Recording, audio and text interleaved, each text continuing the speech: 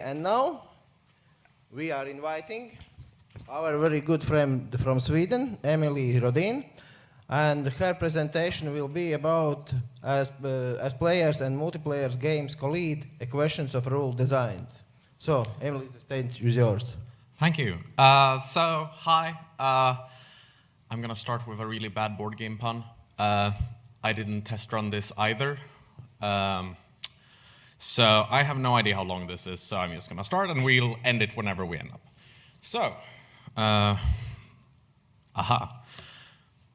You've seen the title, As Players and Multiplayer Games Collide, a question of rules design, or is it really that? So this is me. I climb, I longboard, I do makeup, and I am apparently a master of games research. My thesis is currently in revision and doing final passes, which is why I'm running around with my laptop all the time. And outside of that, I work as a card game design specialist. Companies call me in and kind of, oh, our card game is on fire. Can you help us? And usually I can.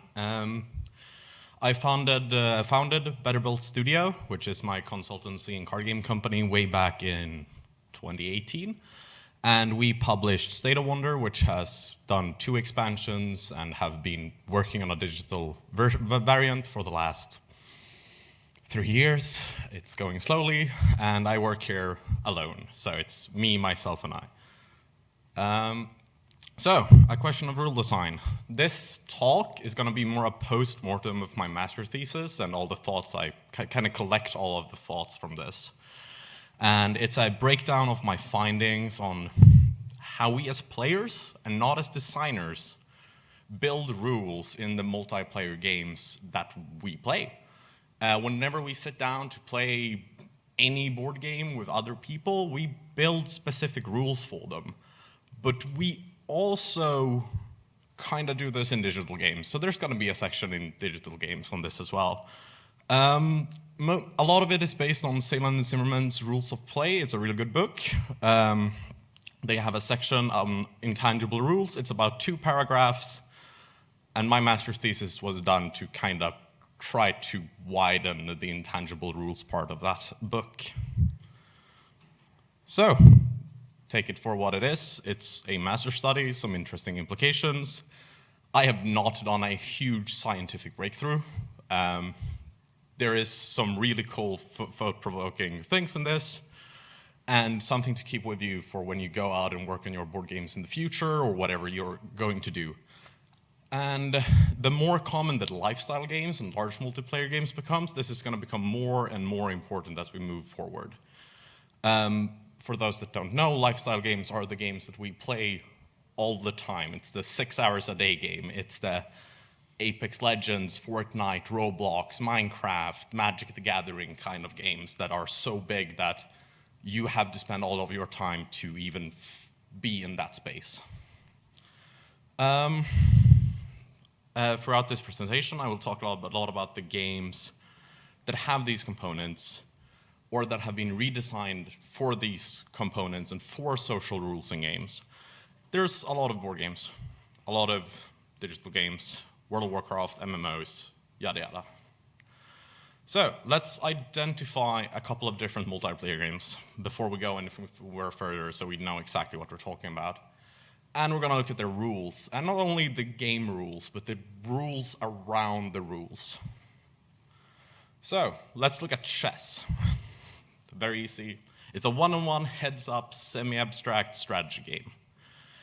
Most players play it as a board game. The more competitive you get, the more you start playing on these little apps on your phone.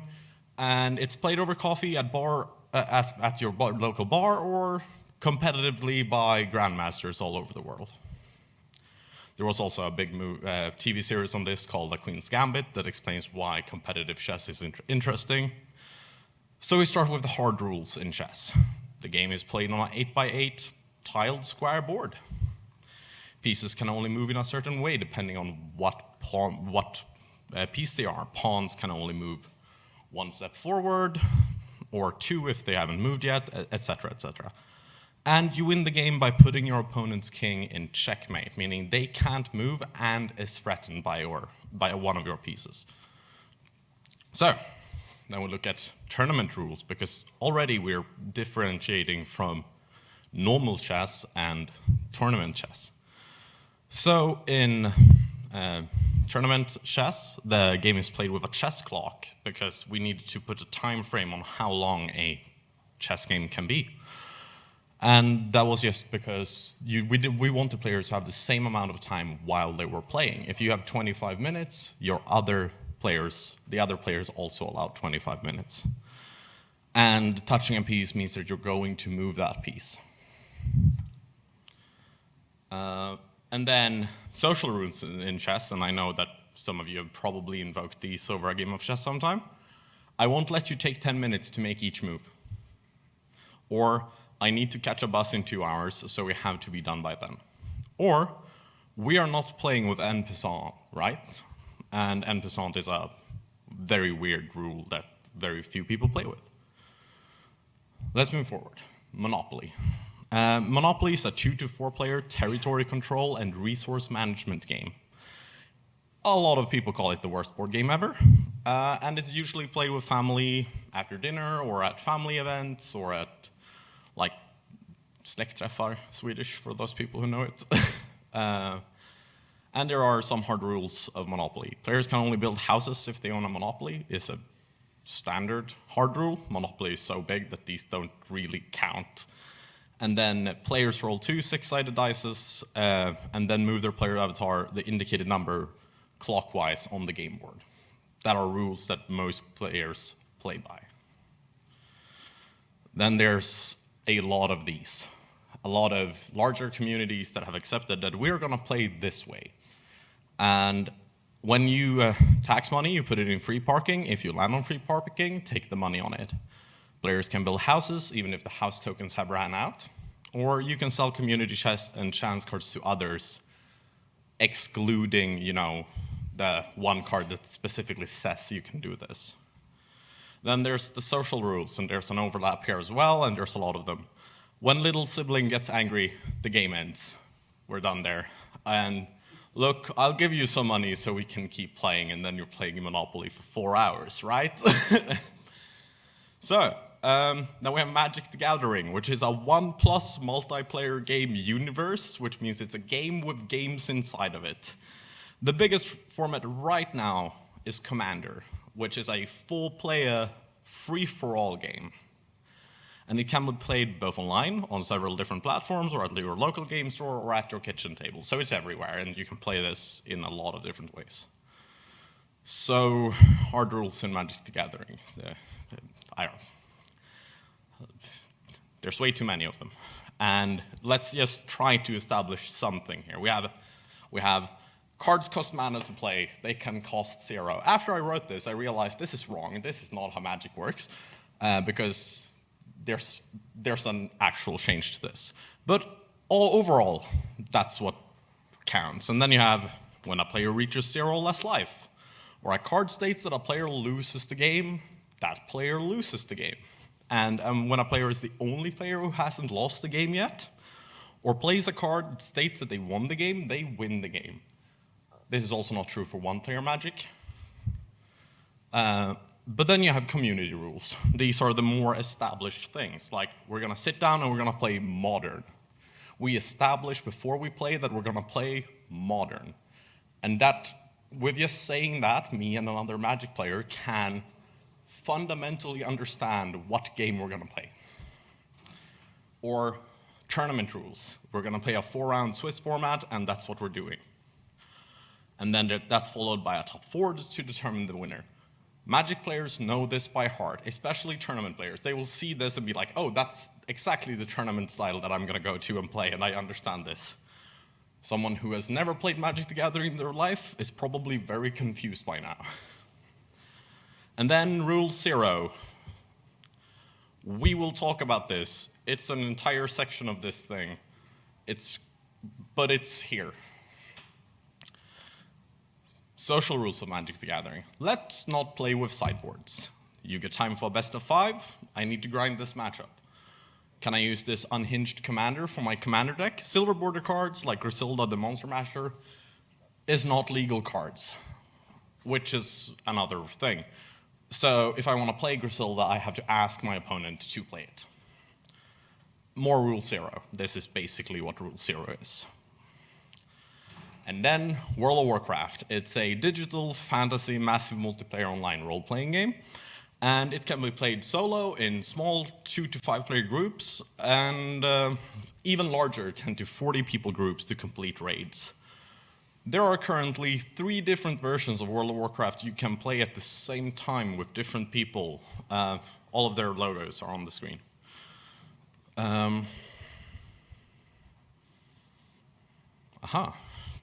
Hard rules in World of Warcraft. You play as a single character and is only in control of a single character.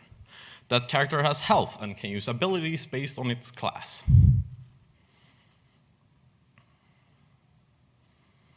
Community rules in World of Warcraft. Any rule that a guild imposes on its members that isn't a game rule. So if you're in a guild that raids every Thursday and they kick you if you can't show up for Thursday raids, that's a community rule.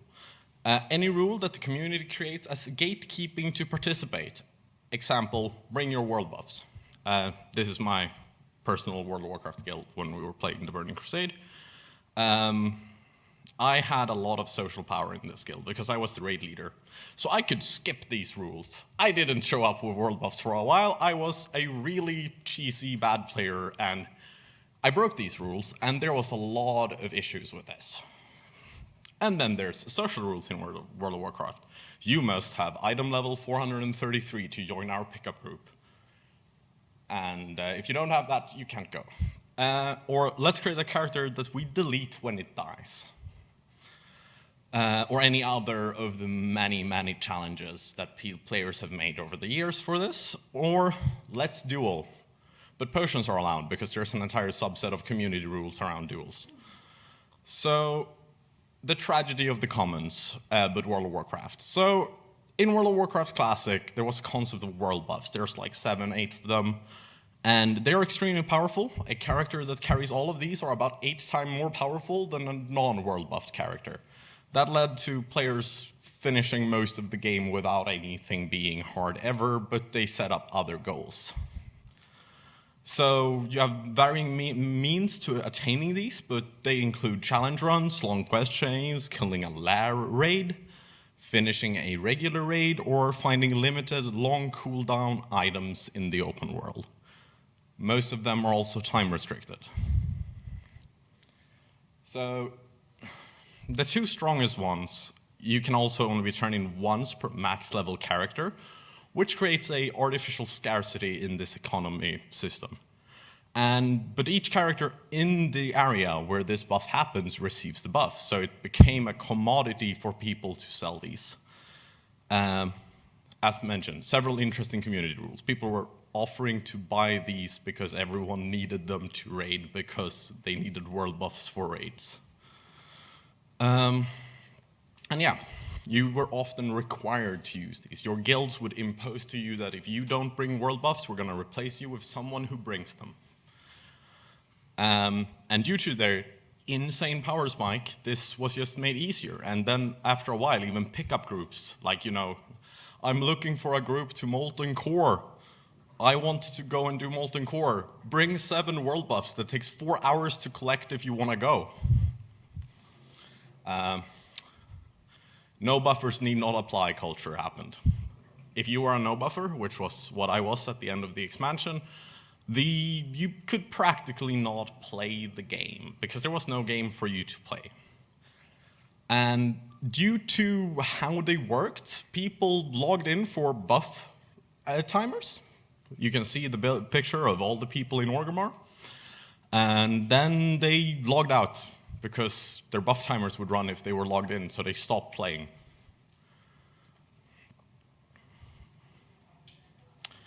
And suddenly there was a lot of logistics. Buff trains using warlocks and mages to summon people around and build the trains going from city to city, picking up all these buffs, completing dungeons, doing all of that. And you could practically move around making this 4-hour task into a 2-minute task, but you would require several accounts or pay people.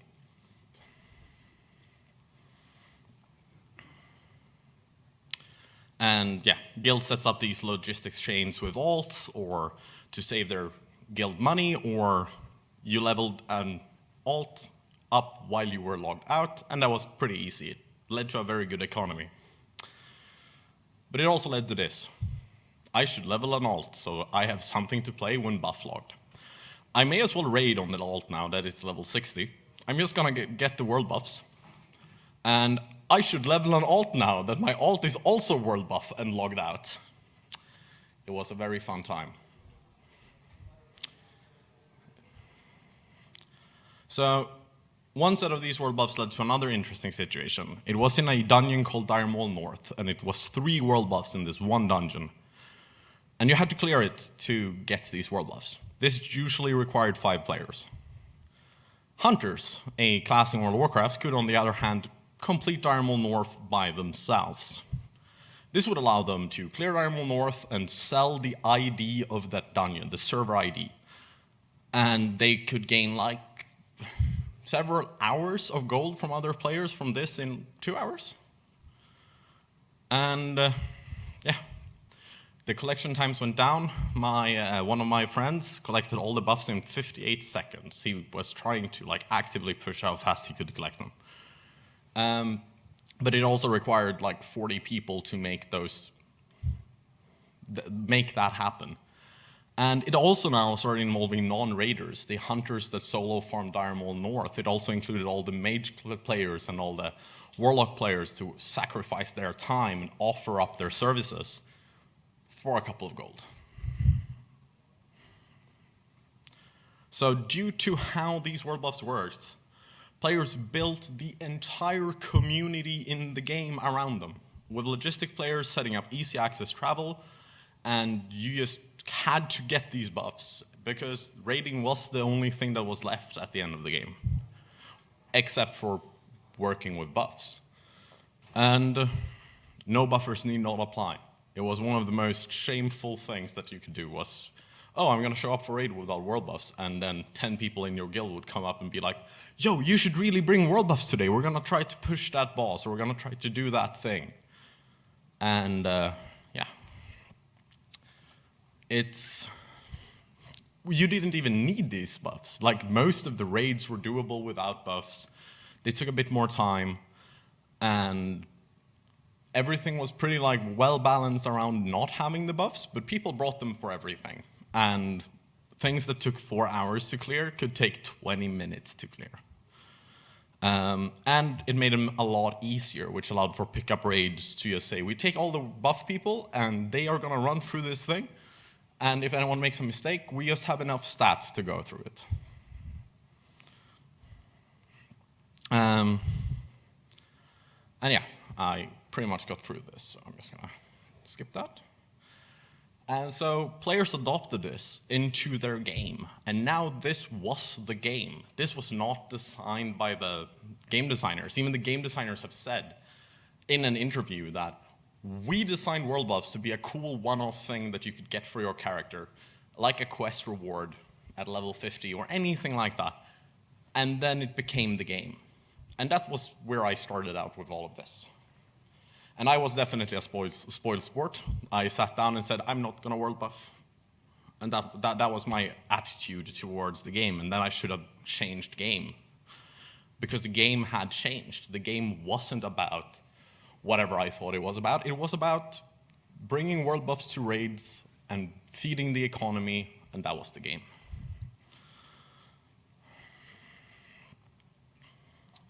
And a lot of people would say, isn't this just metagame? Isn't this just how we understand games? Isn't this just how players adopt the rules of the games? And it's kind of that. It's the way a game is played.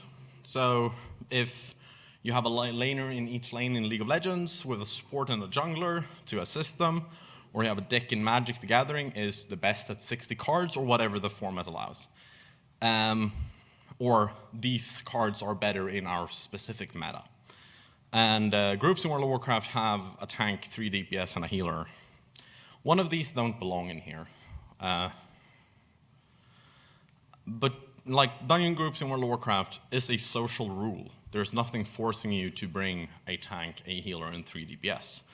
Most often, and for a lot of groups, this is a very strong and comfortable group that can handle all the challenges in the game. But it was better to bring 5 DPSs and one of them could heal and you tanked with DPSs. And there are no mechanics that enforce these groups. So players built the rule of the MMO trifecta. And today, most MMOs automatically implement that and enforce it.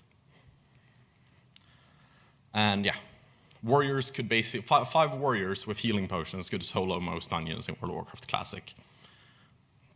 And power gamers will try to maximize all this gameplay. They will band together, as mentioned earlier, in groups that brought 24 warriors to a 40-man raid, with some healers and some support for their warriors, and that would make things happen.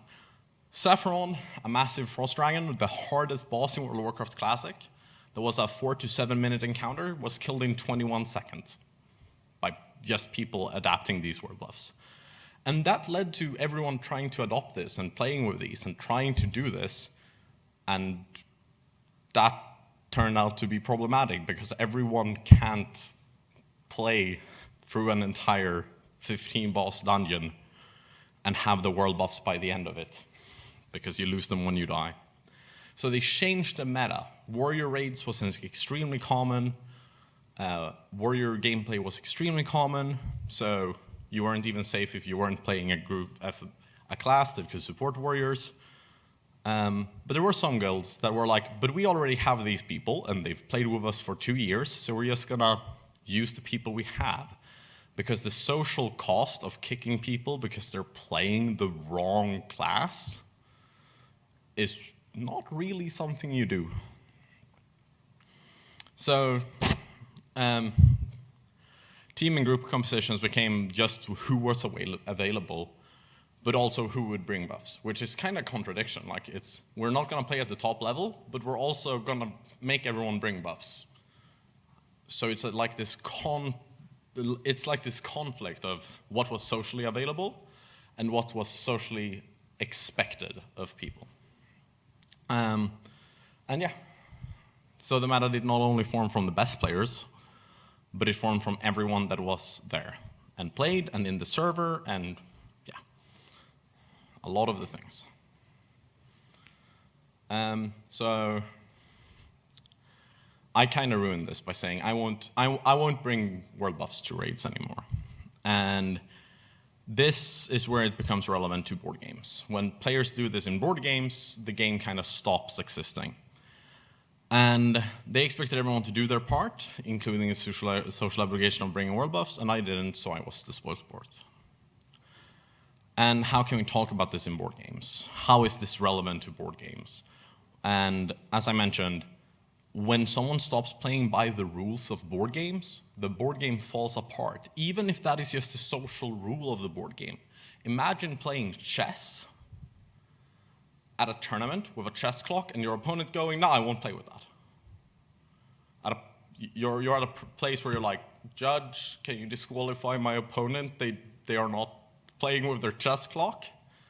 So they are actively denying the space where a board game can happen. And this is because a digital game have the base game rules and that it will enforce it for you. A board game never really does this. And the best example I have is Rule 0 from Magic the Gathering. So here's tying back to that thing I didn't want to talk about 20 minutes ago or however long ago that was. So the rules of Rule 0. Rule 0 is there to remind people that rules are not set in stone. They can and should be modified by play groups and organizers to increase the overall fun of the group they want to cultivate. By Toby Elliott, who is a Rules Council member, which are the people who dictate the rules for Commander. And yeah, card game discussion is fun. And that's the... I have a lot of slides, so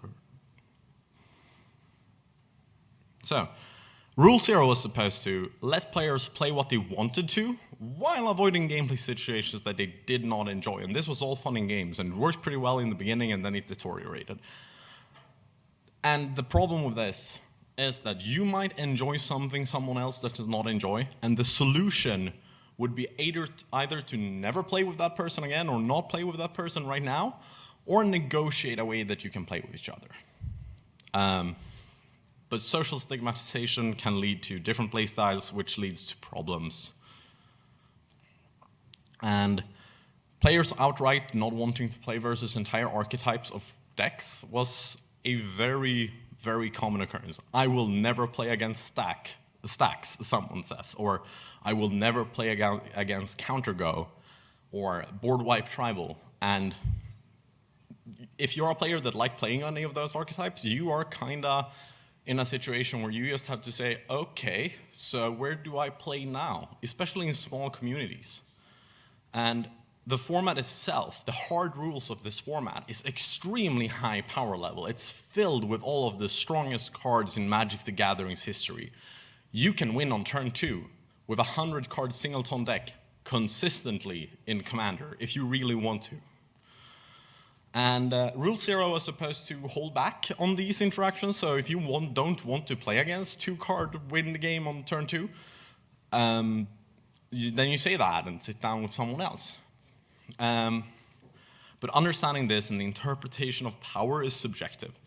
So when players try to have a discussion on power level, this usually goes wrong because it's based on how experienced they are, what they think power level is, and they kind of sit down and then they play an unenjoyable game with each other, and that might lead to social problems or social stigmatization, or you hating someone's deck, or getting actually angry at someone. And you had to go out and find like-minded players as you went. And this is extremely hard in smaller communities. If you have 8 players in your community and it's a 4-player game, try finding new players for a game that can cost 5,000 euros to get a deck for. That's not an easy bid. So, and players also started using this rule as a my way or the highway thing. I won't play at all if you bring a deck with land destruction in it at all. Or you're ruining my game by playing that stacks piece. You are making my experience so bad that I will complain at it at the table until you stop enjoying the game. And this leads to a very strong gatekeeping based on our rule that was kind of made to make this better. Like, it was supposed to let everyone play what they enjoy to play, but it does not do this at all. And if you are already established, you can also break these intangible rules. You can sit down at a table and like, oh, I forgot that I had this 2-piece interaction in my deck that wins the game on turn 3. But if everyone in the community likes you, you will not be punished very severely for that. You will probably not be punished at all. And the players who don't, can't. And as I mentioned, I was the raid leader. I could break the world buff rule. I could do that because without me, there was no game. And yeah, social pressure at the table. This is a very common discussion that happens in the Magic community today. The amount of crap I've had to take from people for playing Linvala Hatebirds, which is a stacks archetype, has given me enough anxiety and bad feels to resign myself to taking these decks apart, decks that can cost up to 5,000 euros. Don't sit there with your counterspells and green bullshit and complain. This is a very common issue that is like echoing throughout the community that we're not discussing at all. And we're starting to discuss it because these discussions are happening, but no one has a solution, and everyone goes to, yeah, you should have done a better Rule 0 discussion, and you're like, but people will still complain if they're playing against something they hate. Why would they listen to me? And yeah, play is for fun, and this is a problem. Or is it? But yeah, something all of my game design teachers and game researcher friends will kill me for saying, play is for fun, because fun doesn't mean anything. And players will prioritize this subjective emotional experience of their own fun over others in almost every situation. And what is fun? This is a discussion that people have discussed for ages and ages and ages. We're not having that discussion today because I'm already short for time, probably. And it's types of works and all that. There's McGonagall has written an entire book on this. Go read. So players are trying for fun but breaking the meta. And some of the standard ways to play are theory crafter plus power gamer, someone who's really good at counting stuff and someone who's really good at executing. And this forms the standard communities for a lot of competitive multiplayer game or cooperative multiplayer games where there's an exact goal to overcome. So what happens when players try to break out of these communities, like I don't want to play against stacks pieces, and like they go and don't do that. What happens is they build their own communities or form cliques around specific concepts, forming a new culture. So you have unconventional methods of play, either established through challenges or through social rules. Speed chess would be a very good example of this. Commander in Magic the Gathering actually also started out like this. It wasn't the biggest format at the beginning, it was an after-tournament sit-down game for tired competitive players who just wanted to turn some pictures at each other. Speedrunning, all different types of challenge runs are also these, like basically every challenge that needs to be manually enforced, all these unconventional methods of play. And meme players, will the real Smite Priest please stand up? This is an internal joke for my World of Warcraft guild, and there's probably one of them watching. And out of meta play, forgoing others' enjoyment for yours. If you play something that no one ever plays, or a build or a deck that no one ever plays because you really enjoy that one thing, you might be making others' experience worse in a cooperative experience. But then it's about finding other like-minded players, and as we discussed earlier, Rule Zero makes this pretty hard in physical spaces. You can't play board games with everyone yet. And streaming is also a way to do this. If you stream, you get social capital, you get force behind you. If you have 60 people watching your stream that are expecting you to play Smite Priest, which is a really bad World of Warcraft spec, and you go there and you don't, then that might outweigh the social power of your raid guild, and it's okay all of a sudden. It also helps build communities and social rules for single-player games. And sports gaming with chess, the rules vary depending on if you're playing competitively or not competitively. So, meme crafters. Is it really possible to play a spell damage hunter when hunters are a physical DPS class? Yes, it is. I am a meme crafter at heart. This is what I do. I sit down and I calculate stupid builds. Can I build a deck out of only lands that works well? Maybe. I haven't tried this one myself. What if I only buy wood in Stone Age? Can I win the game by doing that? And you can get points. I don't know how effective it will be, but you can do that. There's also griefers. Griefers get their fun out of a game by ruining the fun for other players. They try to actively work against the common big culture as well. People who dispel world buffs or are playing no-win control decks in Magic the Gathering. Or I'll villager every tech card in Stone Age, but I will never buy them. There's also leaders. This is almost an entire outcast culture for itself. It's people who will have fun playing the game by not playing the game. They are organizing other people to play the game, but they're not themselves playing very often. It's the rules teacher, it's the guild leader, it's the tournament organizer, or it's anyone who plays the game by doing organizational efforts more than anything else. And what is interesting about this is that in EVE Online, there are players who don't even have an account anymore, but are still guild leaders for their variant of guilds. So you can keep playing if you're this kind of player. So players are trying for fun. And it's their way or the highway if they have social capital or power. And it's very easy for them to just break down these rules because there's nothing stopping them if they don't get punished for doing it. So when does playing for your own fun become problematic in multiplayer? Is following game rules at all an indicator if you're being toxic at the table or not? Is backseat gaming a problem? and this is a question that a lot of cooperative board gamers probably sit down and work with a lot. Is backseat gaming a problem? Yes. I would say yes.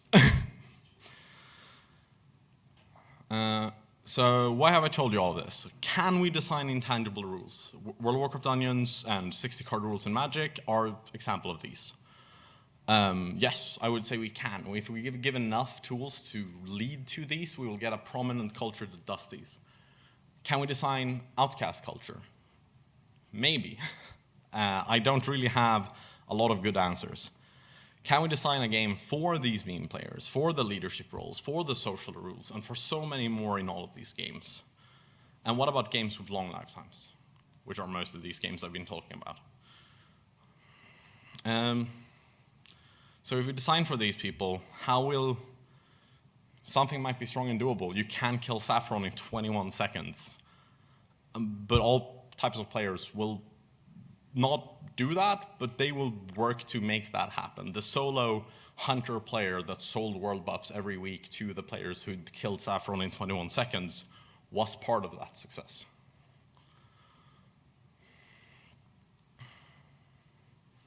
And what are the expectations of gameplay versus game rules?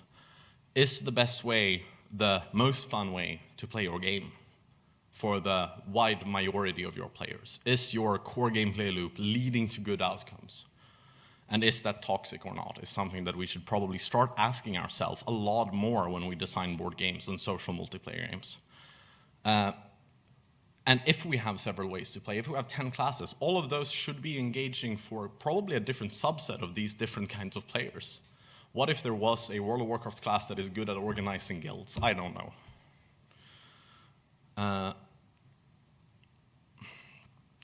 But one thing is sure, if you put in the tools to make something happen, if you put in world buffs in your game and don't restrict them, players will build their behaviors and build their communities around those. Explore every mechanic that you have that have social implications. If a player does something that impacts other players, that is something that you should look at and see what kind of general trend behavior does this create among my players.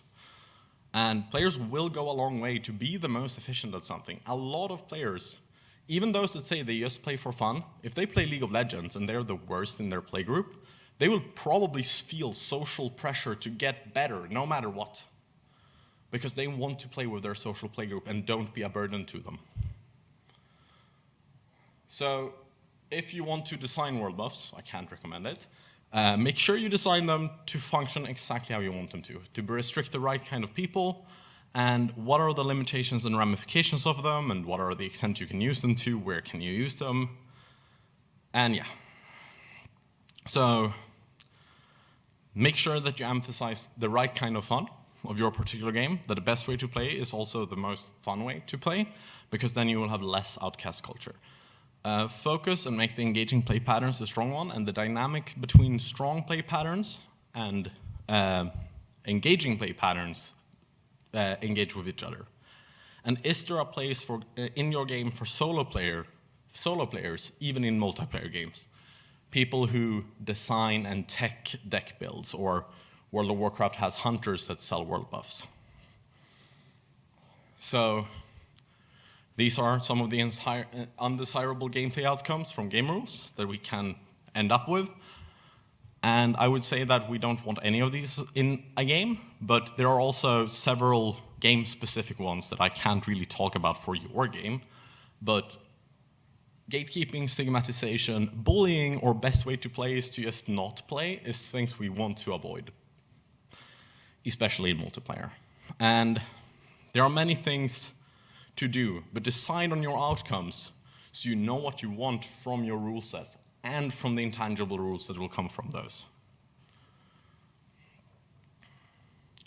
So, an outro of sorts, I suppose. I have no idea how much time I've used. But you are probably more confused now than we were when we started. I am too. I spent 6 months of my life looking at this, and we don't really talk about it. Like finding any sources on these kinds of how do we play games as a social construct, it's hard. And when you find sources, they do the thing that here's an entire subset of rules. It's 2 paragraphs. Okay, what does that mean? So I deep dived into this, and house rules and intangible rules are something that our players will make in the same way that your players will make mods to your games to make them work better for them. Players will house rule Monopoly. That's just a thing we do. We design as we play. And if we can think about that a bit more when we design, if we can put another thing in that make our players make good social rules that make their games better, that's probably worth it. And yeah, I don't have that many answers, but I fucked around and I didn't find out enough. And I'm sorry about that, but I also wanted to share this so we can start actively engaging with this topic, so we can actively start working with social games in a way that emphasize the player's creation in our games. Thank you. And questions and answers, I don't know how much time we have. Yeah, we have time. Thank you, Emelie, for such a deep presentation. Yes, James. Hello. Hello. So my immediate thought is that, well, most of the biggest games are built in such a way that there can be this, like there is room for this, because that's how you get the people to create communities and basically make the game grow larger than you could have done yourself as a game developer. So I wonder, like, is this actually a bad thing, even though it does cause some chaos and bad feelings for some, but still, like, the bad feelings, yeah, gets them to work for something and make change, but they're still in the game. I don't know. Yeah, very good comment, and I think you are absolutely right. Giving players the opportunity space to do this is a good thing. Giving players the opportunity space to build their own communities and build their own guidelines and their own guilds, really good thing.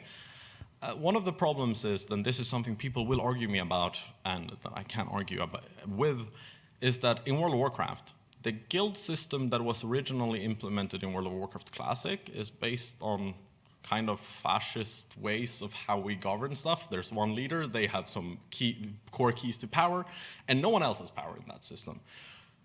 And that's a game rule, that's a hard game rule that creates a social system where there's a singular guild leader that has all the power. And that's something they design and put in. So yeah, but we can think about that and probably create better guilds. Yes? Hi, I wanted to ask, how would you improve the social gameplay? Like, obviously, like you said, you checked it out and it's an open question, but maybe you had like, or maybe you've seen people comment on something that, oh, like, why can't we have this? And what would that be? So, excellent question, and very, very hard to give you a really good answer. But one of the things I've started to see is that players build communities more nowadays. People who play, for example, CEHDH, which is the competitive variant of Commander, where everything goes. No one will judge you for sitting down with your deck. They will expect you, though, on the other hand, to be able to cast 8 spells by turn 2. But they have a very hard enforcement of that. And they're like, yeah, our game works like this. We're going to play it like this. You can sit down and play with us, and we won't judge you. But please bring a deck that will do something in this situation. And there's also another kind of Magic players that are called limited players. They only play by opening boosters. And they have built a community around that. And there's enormous things to do with that. So I would say that the biggest example is that in Commander, it's the biggest format. Everyone plays it.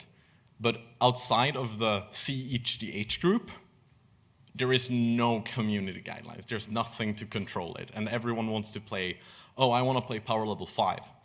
That doesn't mean anything, as I mentioned earlier in my talk. So can they form their own groups where they're like, we only play 2-color commanders and everything is 5+ mana or whatever rules they want to enforce?